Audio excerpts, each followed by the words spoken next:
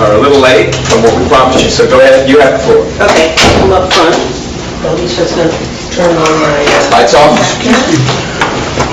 presentation. Okay, This is not deep data. This is just, I spent a lot of time with census data, and people were interested in some of the results, so I thought I would share it. I was going to share it at the last city council meeting, but you guys went so long, I finally got up and left. So I figured, I would expand it a little bit, and it's easier to talk to a slide than to give you a handout. You know me and handouts.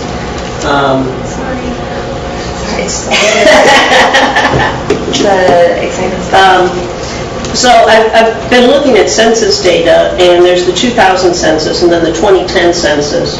And in between, they do sampling. And so I used the 2007 sampling data, which is data sampled over the years 2005 to 2007. So when I compare 2000 to 2007, that looks at our trends before Hurricane Ike and how things were changing over time before the hurricane. And then when I bring in 2010, that of course is after Hurricane Ike and how Hurricane Ike changed things. So that's just what I say here. Now, as you all probably know, between 2000 and 2007, the population went down about 3,400.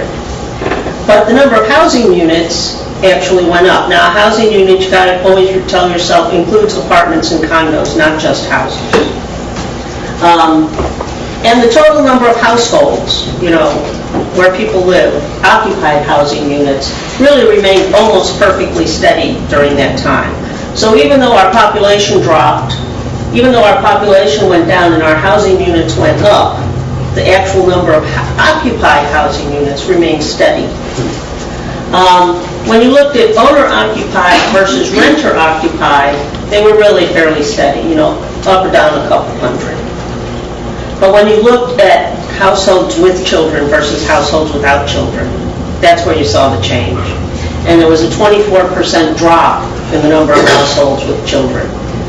So if you lose 1,500 households with children where there's 3 or 4 people, and you replace them with 1,500 households where there's only 1 or 2 people, then we've lost a population of 3,000. And that's where we lost our population. And so that's the kind of thing that's kind of useful for me to know. And then the other thing that is income, because people always talked about the middle class leaving the island. When you looked at our income distribution, household income, between 2000 and 2007, it was really very close between the 2 years. We lost a little bit, over here, and we gained a little bit over here. But all in all, our income distribution was fairly steady from one time to the next. And when you looked at households with children, at almost all income levels, we lost households with children.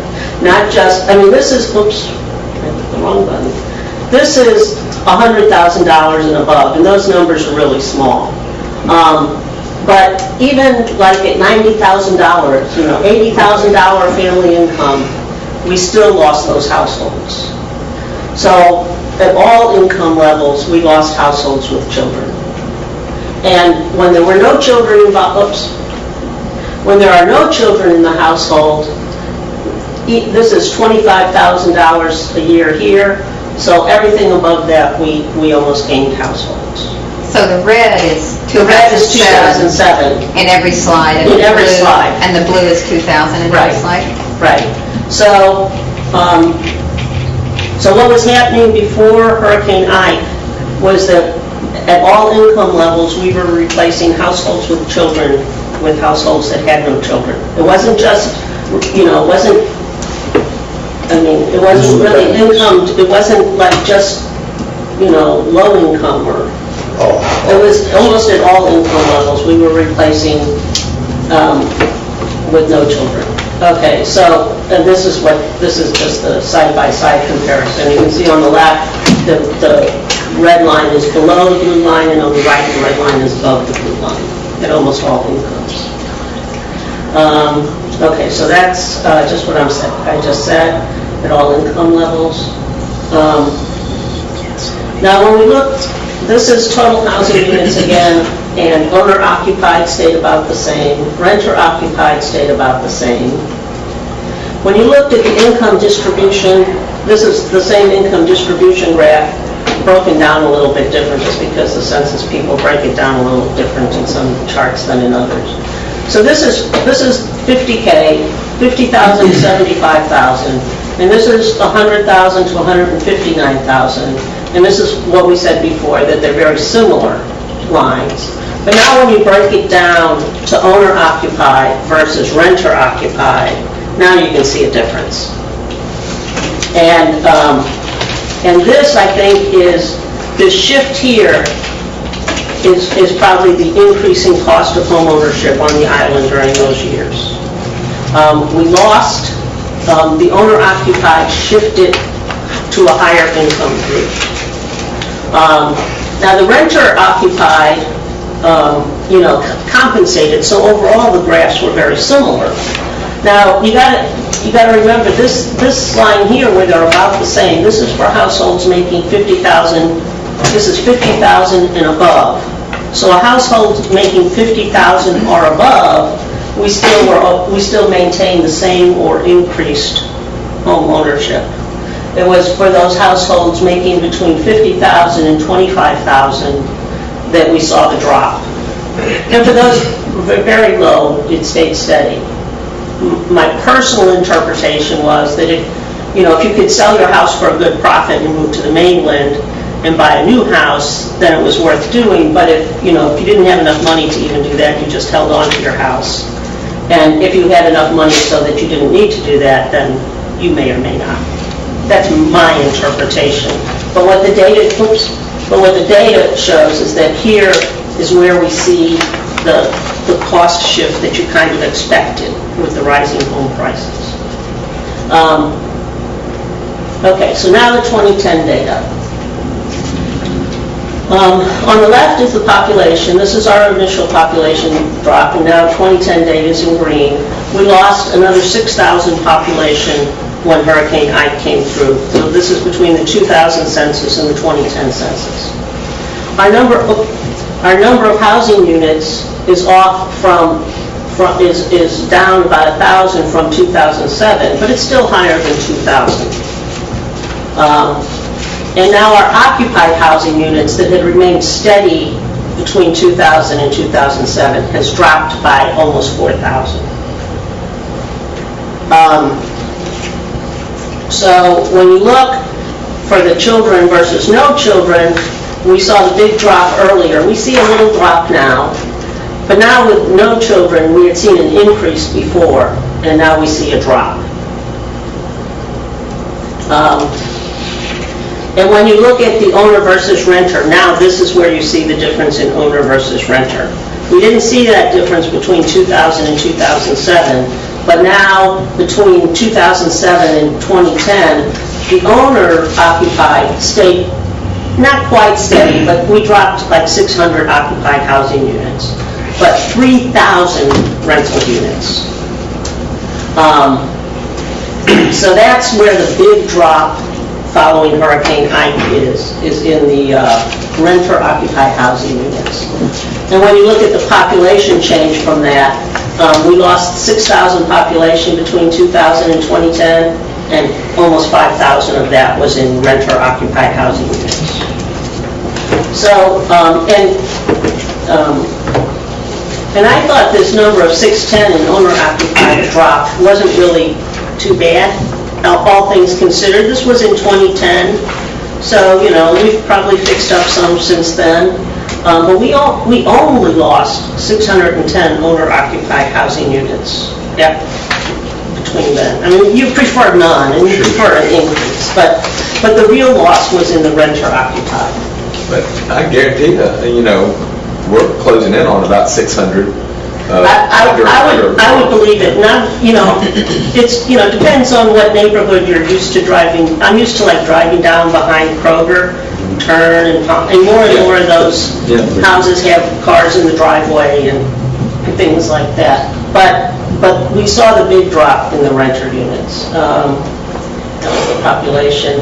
And when you looked at the household income, owner versus renter, oops, I keep hitting the wrong button. You can see here the green line, it really overlaps the red line. We didn't see any change in income levels through here. We saw a little increase here, but where we see the drop is in the lowest income, and that would be, it took taking the lower income people more time to repair their houses maybe and get back into them.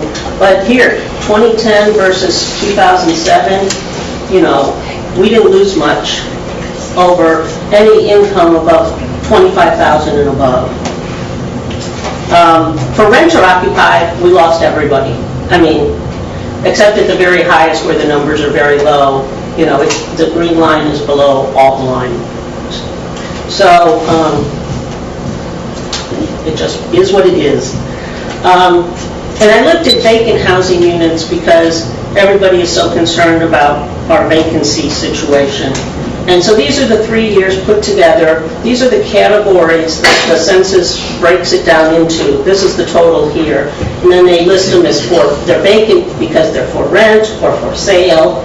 They're in transition. They're seasonal vacation homes. We don't have any migrant housing. And then they have everything else that's not one of these things is other. Now, from my perspective, we have seasonal, of course, and we always increase in our seasonal. And what I find worrisome, and I think people would be concerned with maybe, is the increase in other vacant, where the house is just sitting empty.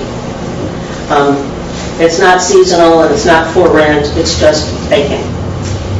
Now this is between 2000 and 2007 that there was that big increase. Personally, I speculate that it was people buying investment property and letting it sit empty. I don't know that. That's just speculation on my part. I just know that there's an increase here. And there is an additional small increase in 2010, and some of that could be storm damage, empty, sitting empty. And so you can see in all years, over the years, because we were increasing our number of housing units without increasing our number of households, the number of vacancies went up. Now I also looked at some geographic distribution, and this data only covers 2000 and 2010 and leaves out 2007 because they don't do a complete account in 2007 and they don't break it down by census tract. The blue lines indicate the census tracts, and for the first part of this I just grouped them together as this is the west end, and then this is from like 103rd Street or 7 Mile Road to 61st Street roughly.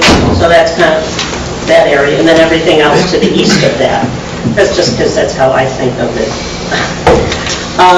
And so if you look at how population and children and adults are distributed, children and adults are distributed about the same as total population, with most of it being, to the east, and then to the west having less.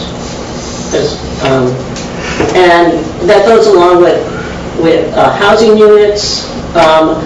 You can see that there are more vacant seasonal housing units on the west end, and there are more there's fewer vacant units through the middle part of the island here.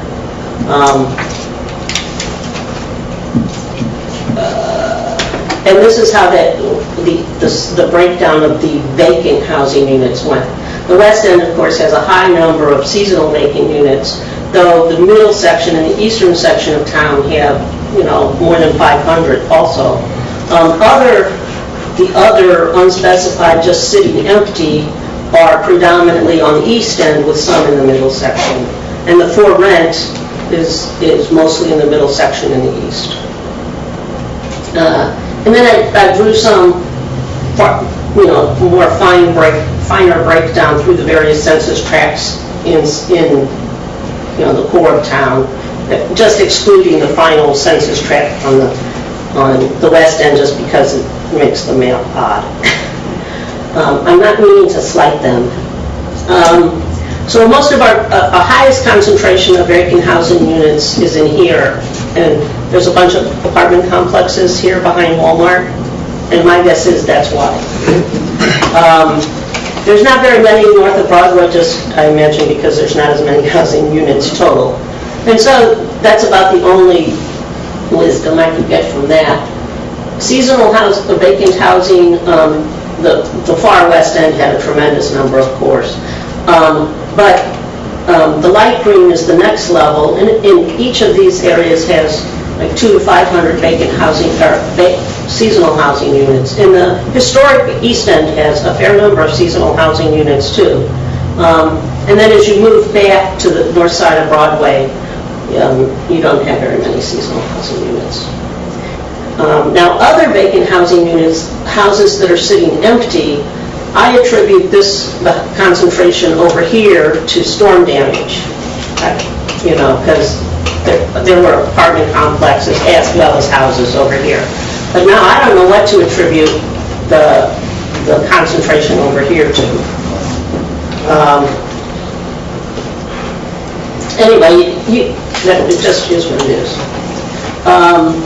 Occupied housing units is concentrated here because, I assume because of the apartment buildings once again, and in here.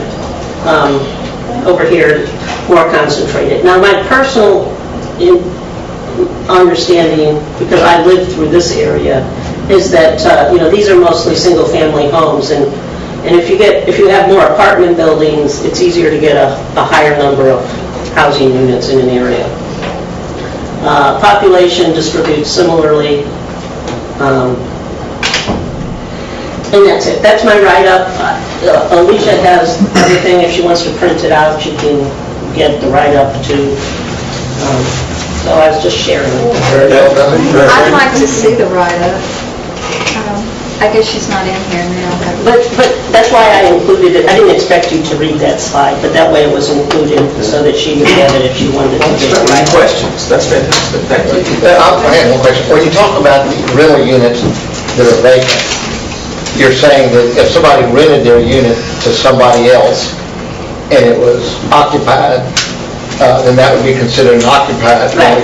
But how do you figure in these condos that are rented 1 week and not one when, how does that figure? I don't figure them at all. I just read what the Census Bureau prints out. Now, I know that on the west end, most of the housing units are listed as seasonal. So they must be calling the condo units that are on the west end seasonal. Okay. Now, I don't know if they're applying the same things to ones on the east end, but I could tell because there's almost, there's a very low number of others in rentals on the west end. They're listed as seasonal. So I think they must list the ones that are rented sporadically during the summer as seasonal. Very, very nice presentation. Thank you for that. Thank you. Okay, well, we've got 10 minutes till the 4 o'clock, and we should start on time. We can recess the workshop and just take like about a 7-minute break. How about I may have that? to go leave during the meeting to go get my car before they lock it in the garage. Is there anybody who had to do something before the 4 o'clock meeting? Is there anyone? No? All right. Hey, I got a list, I got an email. I'm going to go ahead and recess the workshop meeting, and let's relax and see it. Email from somebody that represents another center.